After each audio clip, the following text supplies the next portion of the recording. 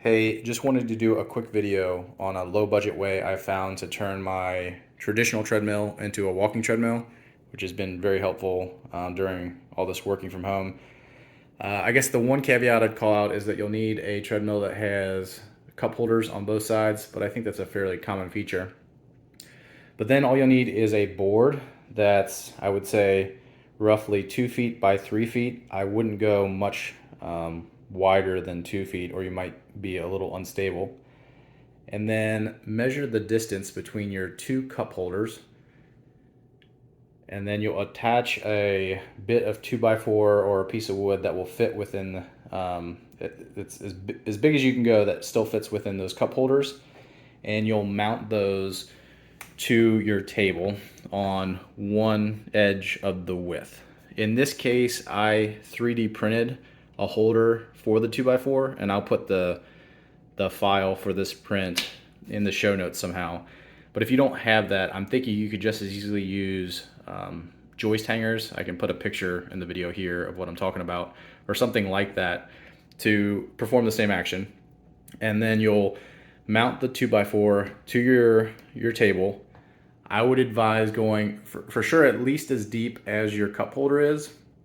In my case, I think I went about a 1/2 inch longer. It's probably better to go just a little bit longer, but not too much longer. And that will give you a little bit of forward lean on the desk where it leans down for a better typing experience. And then I'll show you how that mounts here.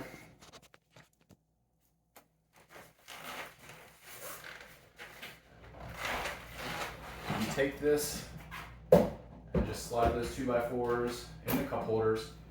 I put the 2x4s in those holders with hot glue just so that it was semi-temporary, permanent. I could pull it out if it wasn't the right length, but not necessarily. I could have just simply screwed them in there. And then you'll see, because I went a little bit longer than the depth of the cup holder, I have a slight angle here that's just more comfortable for typing. Because it was only about 2 feet long, this was plenty strong enough with just the cup holders holding it.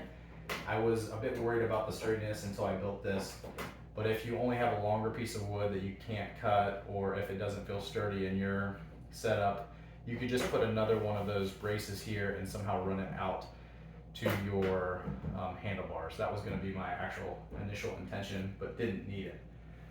The other slight modification I made was, because of this forward lean and because you can walk at an angle or at an incline on this, the mouse would slide off. So I just ran a bead of hot glue, or you could probably paste a little piece of sandpaper on here, so that whenever I'm done using the mouse, I can just rest on there, and the friction from that keeps it from sliding off when I'm doing typing or something that doesn't involve the mouse. But this has been extremely helpful for us that we've both been working from home, and hopefully this is a simple way that you can do it too. Thanks a lot for watching.